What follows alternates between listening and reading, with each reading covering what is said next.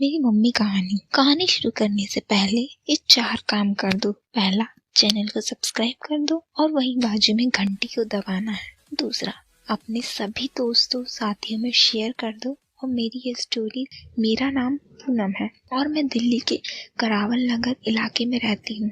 हमारा इलाका थोड़ा पिछड़ा हुआ था, जहाँ लड़कियों की जल्दी शादी हो जाती थी। मुझे वो सब करने में कोई खास रुचि नहीं थी। मेरी शादी गाजियाबाद में एक अच्छे परिवार में हुई। मेरी उम्र तब 18 साल की थी।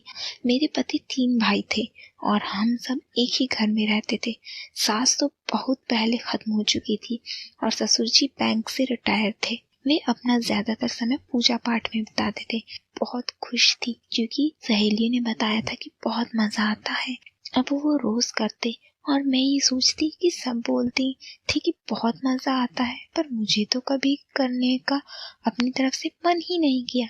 मैं तो ये सोचती थी कि रोज क्यों ना खुद सोते हैं और ना सोने देते हैं, फालतू में गीला कर देते हैं। फिर एक दिन मेरी ननद छाया मेरे घर आई। मुझे छाया पर बहुत गुस्सा आता था।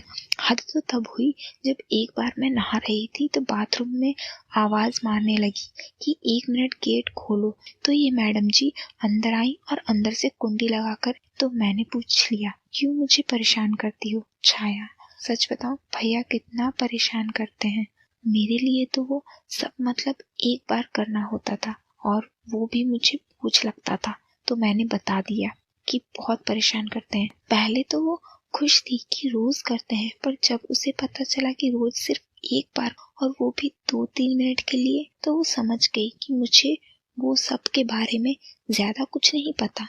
छाया भाभी, पर छाया के दिमाग में तो कुछ और ही था। वो बिल्कुल खुल चुकी और दिल में रो रही थी, पर ससुराल था और न चाहते हुए भी ननद की बात माननी पड़ रही थी। मेरा दिमाग काम नहीं कर रहा था। आज मुझे समझ आया कि आपको वो सब करने से नफरत क्यों है। मेरी मासूम भाभी बाहर ही बात करेंगे क्योंकि छोटे भैया को भी काम पर जाना है और हमें बहुत ज्यादा देर हो गई है। छाया ने बात काटते हुए कहा, जो सही भी था। और जैसे ही वह गेट खोला, बड़े भैया मतलब तेरे बड़े चाचा सामने खड़े थे और नहाने का इंतजार कर रहे थे। हम साथ में बाहर निकले थे और क्योंकि मैं उनकी भाभी थी तो उन्होंने मुझे मजाक में टोकते हुए कहा, मैंने भी अकेले नहाने जा रहा हूँ, मेरे साथ भी नहा लो भाभी। मैं शर्म से लाल थी तो कुछ नहीं बोली और चुपचाप पूजा करके रसोई में जाकर खाना बनाने जाने लगी। भाभी, इसका जवाब एक शर्त पर दूंगी। शर्त? कैसी शर्त? आपको बीच वाले भैया के साथ करना होगा।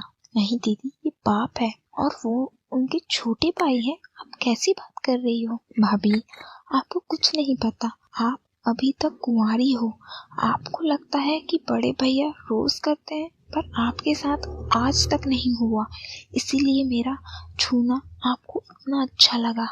छाया एक सांस में बोल गई, वैसे बड़े देवर जी देखने में भी इतने अच्छे हैं और हंसमुख भी हैं, पर मैं कैसे बोलूंगी और कहीं किसी को पता चल गया और ये पाप भी तो है कि अपने ही देवर के साथ।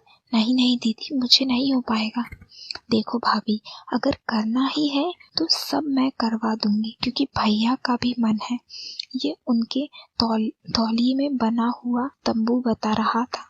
और अगर आपको लगता है कि पाप है तो रहने दो, मत करो, पर अब मेरा मन कर रहा है तो मैं तो करूंगी आपके साथ। अचानक आई एक खांसी ने हमें जोर का झटका दिया। छोटे भैया आप?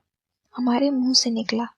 छाया तो शर्म से चली गई बाहर, पर मेरा तो ससुराल था। मैं मुंह झुका के खड़ी हो गई क्योंकि मेरे पास दूसरा कोई रास्ता नहीं था। मेरे आंसू मेरे गाल से होते हुए मेरी छाती पर गिर रहे थे। आज तक आपको सुख मिला ही नहीं तो आपका भी हक है कि आपको जीवन की हर खुशी मिलनी चाहिए। मुझे पता चल चुका है कि भैया कुछ करने लायक नहीं है, पर मैं आपको हर खुशी दे सकता हूँ। ऐसा कहते हुए उन्होंने मेरे अंदर भरोसा जगा दिया कि ये सब बात किसी को पता नहीं चलेगी। तो चले भाभी, काम शुरू करें? नहीं भैया, अभी सब है, आप दिन में आ जाना। सब काम पर होते हैं और पिताजी सो जाते हैं। पता नहीं कैसे मेरे मुंह से निकल गया।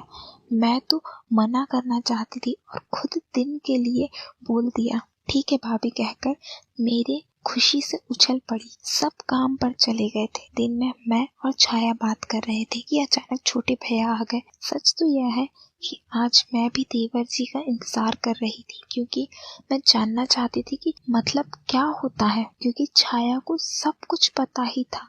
तो छाया बाहर चली गई और किसी से फोन पर बात करने लगी, मगर मैं खड़ी होने लगी तो उन्होंने मना कर दिया। बोलने लगे, कहीं मत जाओ भाभी, 5 मिनट बाद दोबारा से सब फिर से होगा, कहीं नहीं जा रही। मगर उसी वक्त कुछ ऐसा हुआ, बड़े भैया आप, मेरी आंखें फटी की फटी रह गई जब देखा गेट पर छाया और बड़े भैया खड़े हैं। छाया हमेशा हंसती रहती है पर मुझे फंसा देती है। सॉरी भाभी, आपको इतनी कमाल की है।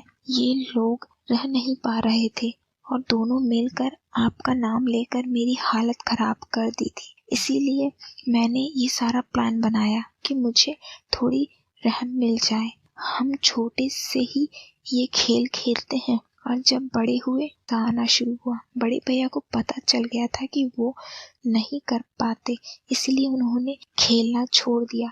फिर जब आपकी पहली रात थी, दोनों ने एक साथ आपके साथ करवाने का वादा नहीं कर लिया। एक सास छाया इतना बोल दी जो मेरी सोच के भी बाहर था। अगर मैं नहीं मानती कि आप नहीं मानी तो आपको डरा कर मना लेंगे, क्योंकि आप बहुत भोली हो तो आप डर जाओगे। इतने में छोटे भैया चालू हो गए और छाया आ गई। फिर तेरे पैदा होने तक यह सिलसिला रोज का हो गया।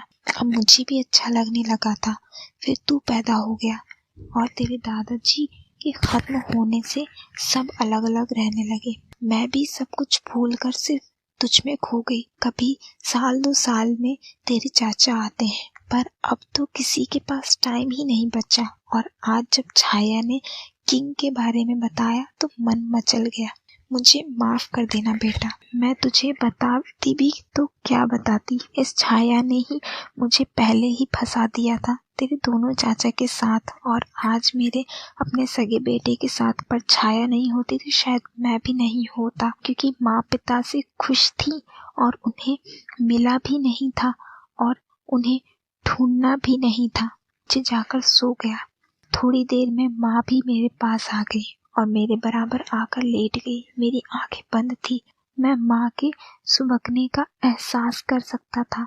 मैं समझ सकता था कि वो मुझसे आंखें मिलाने से डर रही हैं, और सच्चाई तो ये थी कि मैं भी डर रहा था उनसे आंखें मिलाने से, क्योंकि मैं भी तो कितने से भिड़ चुका हूँ, ये माँ जान चुकी थी। इस अधेड़ में हम दोनों सो गए। सुबह आँख खुली तो माँ शादी में जा चुकी थी।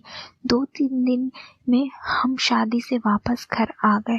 पूरी शादी में माँ और छाया से नजर नहीं मिला पाया था।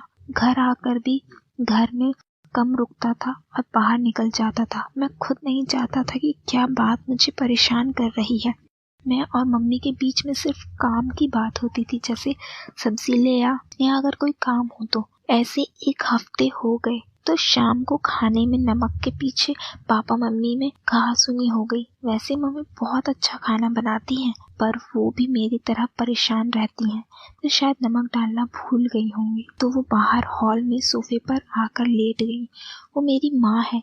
मम्मी आप मेरे बेड पर लेट जाओ, आज मैं सोफे पर लेट जाऊंगा। नहीं बेटा मैं ठीक हूँ, तू सो जा आराम से। नहीं मम्मी आप सोफे पे नहीं सोएंगी, पूरे दिन घर का काम करती हो, अगर आराम नहीं करोगी तो बीमार हो जाओगी। इतनी चिंता है तो जॉब कर ले, नौकरानी रख ले अपनी। आपकी बात ठीक है मम्मी, पर कोई अच्छी जॉब तो मिले, और जॉब मिल भी गई तो आज ही सैलरी या नौकरानी तो आ नहीं जाएगी, तो आप मेरे बेड पर सो जाओ। यह कहते हुए मैं माँ की गोद में। दोस्तों जाते जाते आपको कुछ काम करने हैं। पहला काम, मुझे कमेंट करके ज़रूर बताना कि आपको मेरी स्टोरीज कैसी लग रही हैं। दूसरा काम, अभी चैनल को सब्सक्राइब करें, नहीं किए हैं तो ज़रूर करें, और वहीं बाजू में एक घंटी है उसे दबा दें। आखिरी में मैं इतनी अच्छी कहानी बनाती हूँ और मुझे यकीन है आप सबको बहुत मज़ा आता होगा। बस इतना ही सिंपल काम है, तो जल्दी से कर दें। धन्यवाद। चलो मैं अब चलती हूँ, मिलूंगी अगली स्टोरी में। बाय।